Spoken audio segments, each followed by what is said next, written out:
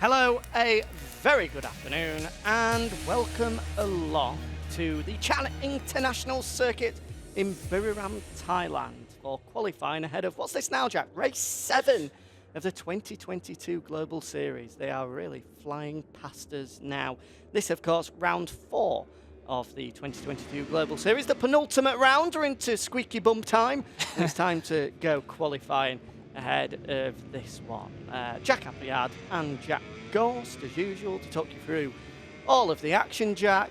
And first of all, great to be back in Thailand. Yeah, cracking to be back in Thailand, isn't it? Of course, first time we've been back there for 3 seasons. Of course, the MotoGP eSport has not been quite the same, but yes, first time in real life back there for 3 years. And it's going to be interesting here as well as in real life, as we see a little bit of bumping and barging on the way down into turn 2 there. But Thailand's going to be a tricky one. Of course, it's a very fast track and has some more tighter stuff around the second half of that, but still quite fast and flowing. So it's going to be a tight one in eSport. I imagine that a lot of the lap times around here, they're going to be kind of, well, I think your kind of top 6 and all that are going to be within half a second of each other quite easily. So it's certainly going to be highly contested. That's one thing for sure. Yep, I agree with that, I think, actually. For the first time in a very long time, I agree with you, Jack. I don't believe really? it. We've come to an understanding over something. Clearly, our relationship is moving in the right direction. Making strides. We are. In terms of the championship picture, then, we should really... It's close, yeah. We should really have a look at that, just to update everyone of what happened last time out at round 3. Currently, 4 points separating the top 2 men in the championship. Trast on 72.5, clear of Andrea Severi on 68.5, but only 0.5 back on Severi is Adrian, meaning our top 3 in the championship are split by only 4.5 points. But the 4-man coming into this weekend, our race day, which is coming up shortly, is Christian MM17, the LCR Honda man. A double victory last time out, brilliantly done from the Spaniard in Jerez, and then backing it up at the Red Bull Ring, means that he's closed right in on our championship leader and now sits just 12.5 points adrift. Yeah, definitely back on form again, isn't he? I mean, it's the first time in quite a while we've seen Christian with that type of race-winning pace, as we just see there Adrian go down on his first lap, and then Jack Hammer running a little bit deep but keeps it on the black stuff, so this valid lap will continue then for Jack. Mr. T's also had a crash. But yeah, Adrian, I mean, certainly starting to make it all click here in 2022, and it's been a long time since we've been able to say that. So, not bad at all. Where is he at the minute? He is on a valid lap at the moment. It looks as though Jack Hammer's going to be the first to string us across the line, as though Vindex got the hooks in pretty well here. So Vindex might actually pip Jack Hammer to the post as we come through that final first sector. So coming down then, of course, this is the big talking point in Thailand, this dead stop final corner. First gear right-hander, as we see there, Spadalongo tucks the front in the background. Jack Hammer comes across half a second slower than Vindex with a 26.0, then 4/10. Look at that. Christian MS17, the man on form at the moment, goes right to the top. See what these two boys can do coming across the line. Trastevere, where will he go? He's valid. His lap actually looks like it was invalid. So the 3-time champ will have to wait until next go around, but so far then, Christian M17 looks like he is going to be the man, unless this Suzuki man, Andrea Severi, has something to say about it. No, just misses out 68 thousandths of a second back. Well, he does have something to say about it, as does Piero Ricciuti as well. Look at that, 0.4 of a second was Christian MM17's advantage, but suddenly that has been cut down to just the blink of an eye, 34 thousandths of a second, separating our top 2 with Severi only, double the advantage that Christian MM17 has over Piero Ricciuti back in 3rd. So it's pretty tight out there after the first run-in. And I think it's about to get even tighter, Jack, because look at this. Yep. Adrian, the 2020 World Champion on the Repsol Honda, firing through so far. Fastest through Sector 1, fastest through Sector 2, Sector 3 coming up very shortly indeed. and he's fastest once again. I think this is going to be good enough for pole position. Yeah, certainly could be then. We're going to sweep through turn 10 now then, flick left, and then it's a slight kink right. Got to make sure you get it all the way over. Don't touch the curbs too much on the inside or you lose your drive, and then make sure you get it stopped down into here, backing it in nicely there, Adrian, all nice and controlled. Hits the apex perfectly, drops that ride height device down, fires it out of the final corner, and he does go provisional pole then by 67 thousandths of a second. So certainly a good opening lap there from Adrian to get him on top of the board. Certainly is, of course. The last time that a Repsol Honda was going round the Chang International Circuit, Marc Marquez was picking up his 8th World Championship, his 6th MotoGP title. And that was a big weekend in general for Marc, certainly wasn't it? Because on the Friday he sent himself to the moon. Oof, big one. And then came back on the Sunday to beat Fabio Quartararo and win the World Championship. Goodness gracious me, how much has happened since then. Wow. Nearly 3 years on, 4 surgeries, 1 big high side. An entire pandemic. Yeah, plenty's happened. What? Yeah. 4 teammates as well, potentially. By the time we go to 2023, 3 teammates from Lorenzo to Alex Marquez to Pol Espargaro, now Joan Mir next year. There's plenty been going on over the past 4 years. If you have, or 3 years, should I say, if you have just woken up from a coma or something like that. There we are. There's your update. Well, hopefully you haven't. I mean, a coma is a very bad situation. Certainly is, but if you have woken up from a coma, positive news if you've woken up. Exactly. Yeah. No, and also a surprise as well if the first thing you do after waking up from a coma is stick on MotoGP eSport qualifying for race 7 in the Global Series. I mean, I'll commend you on the commitment. I do as well. I would probably say put the iPad down and say hello to your family first. But once you have done that, then you can press play again. Yeah, absolutely. And watch qualifying for the Global Series. Why not catch up with what's been going on? And if carrying on the theme, 2020, you might, well, actually, if you sort of had your incident, whatever happened at the end of Buriram 2019, well, Go what back happened and watch. there? Andrea Severi won the world title in 2019, and then Adrian won it, all virtual, of course, because of the pandemic in 2020. And then last year, Trast won it back at long last to become a 3-time champion, which means we come here today fighting out for the World Championship with 3 men having been crowned world champion and everyone trying to beat this man from making it 4 championship titles. And the best part is those 3 men we just listed there, Trastevere, Adrian and Andrea, all of them 4.5 points apart in the championship with only 4 races to go. So it's going to get very, very spicy indeed here in the last 4 races of MotoGP eSport, and of course this is qualifying for the 7th race of the series. Looks as though no one at the minute. Ooh, I tell you what, look at that. Christian MM17 through the second split. Red, he is under.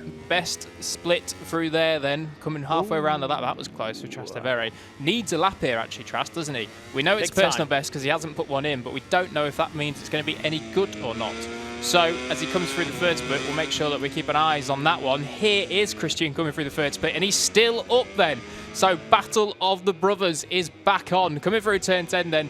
Going to get it flicked turn right now.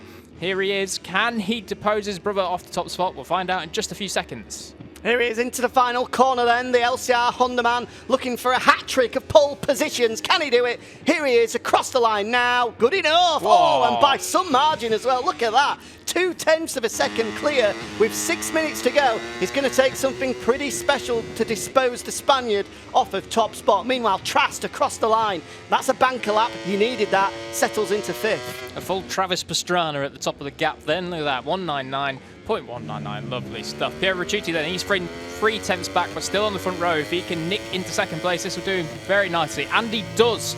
0.167 back then. Piero Ricciuti on the full factory Ducati goes into P2 provisionally. But look at that. Adrian is firing back already. Red through the first split. He's already just been knocked down for third, and he's going to kick back. He's sparked into life as this qualifying session. Here comes the Repsol Honda man. He's been in the shadow of his brother for the past 2 rounds, potentially a 3rd round in a row here as well, and it's just faded through that second sector. still on course to improve, but not on course to be faster than Christian MM17. And hang on a minute, what is that? Tati go with a red sector through the opening sector? I don't believe it. Surely we're not going to see the Indonesian on pole position. What a turn-up that would be. That would be fantastic. Of course, close to being a home race for him. Whoa! That looks like he hit the limiter there on the curbs coming through turn 3. Of course, very, very fast corner, that turn 3. I think Scott Redding had a big crash there on the Aprilia a few years ago. One of the first visits we had to Buriram. But here we go then. This is the final corner for Adrian. He's still PB, 2 tenths off, remember, so this is going to be very close indeed. Can he leapfrog Piero Ricciuti? He does. Ooh. Oh, look at that, 32 thousandths off from Christian. So he closes in, close but no cigar for the pole position.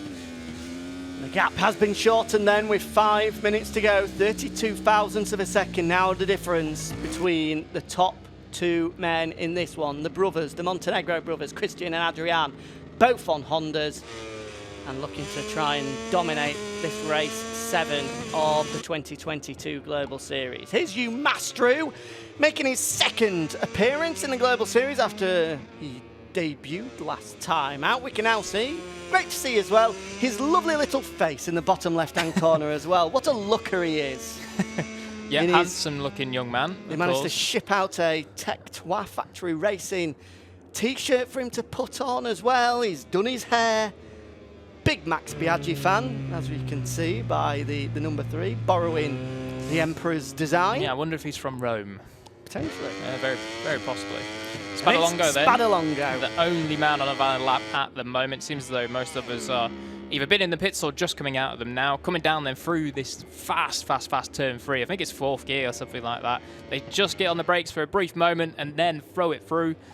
Keep your eyes shut and make sure that it's, well, all good as you come out the other side. Now, this is a very tricky section of track, actually.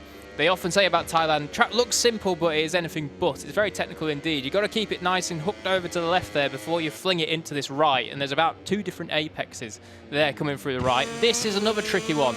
Very easy to run wide there, that corner which Spadalongo just went through. And coming through the 3rd split, he is still PB. So certainly a decent lap coming in here from Spadalongo. And, well, he's only got a 10th up to this man, Jack Hammer. So he may well leapfrog a couple of positions here. Yeah, this looks to be a good lap so far from Spadalongo. Of course, he is a rookie in this championship. It's been a tough season so far. Can this be a bright spark? Well, that's a good performance, that. Up to 7th, routine row 3 of the grid. And if he can hold on to that, I'm sure he'll be happy. Meanwhile, Vindex then. Well, is he about to join the party? Red through that opening sector, as his Yamaha counterpart Trast as well. Vindex, we know, has the talent. Another of the rookies is just potentially starting to find his feet. He's faded in that 2nd sector, but in recent weeks, Vindex has really started to bring the fight to those big 6 we've been talking about throughout this year, and with Jack Hammer seemingly just having an off day at the moment, he's not going to improve on this one, it looks like, as well. Maybe Vindex can jump himself up into the top 5. I mean, as you say about Vindex in the top 5, he finished 6th and 5th in the 2 races last time out. So that is by far the best performance we've seen from him over a full race day here in the eSport Championship. Look at this camera, this is lovely, isn't it? Curb to curb, going to flick it left now with Trastevere. Is he behind Vindex on track or is he ahead of him? Not too sure.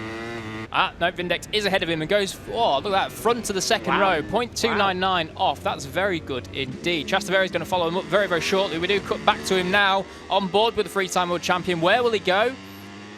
Just pinches that 4th place off him, a full 10th ahead of his Yamaha counterpart. Tatico, once again, has got it absolutely dialed in through that opening sector. For the 2nd time today, he goes red, the fastest of anyone through there.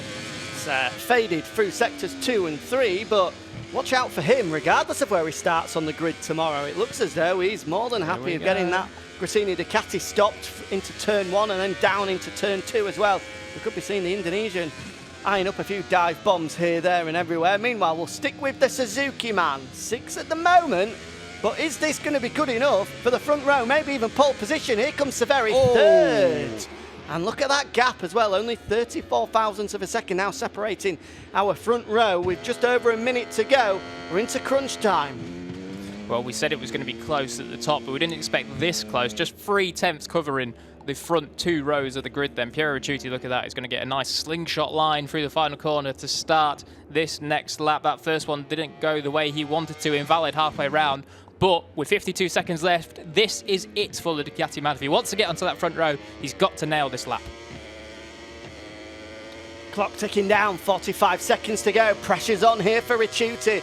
The factory Ducati man has had a championship that's stalled so far. Finds himself down in 6th, 22.5 points adrift, a pole position, and I'm sure he'll be hoping a race win on race day here in Buriram will really kickstart his championship charge ahead of double points at the final round. What can the man in red do? Fastest through Sector 1, coming up towards Sector 2 shortly here as he flicks it left. A tricky corner this. Double apex left-hander, keeping it on the left-hand side of the tyre for a long, long period before then picking it up and chucking it right once more.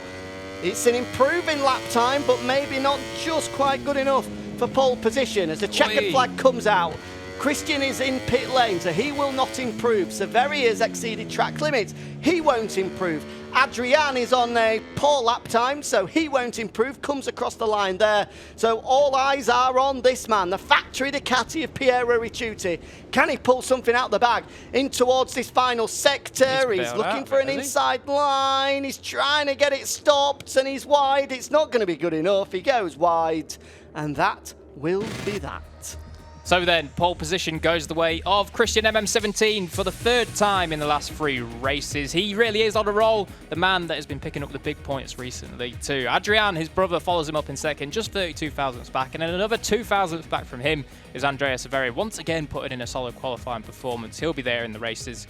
Piero Ricciuti 4th from Trastevere and his Yamaha counterpart Vindex in 6th.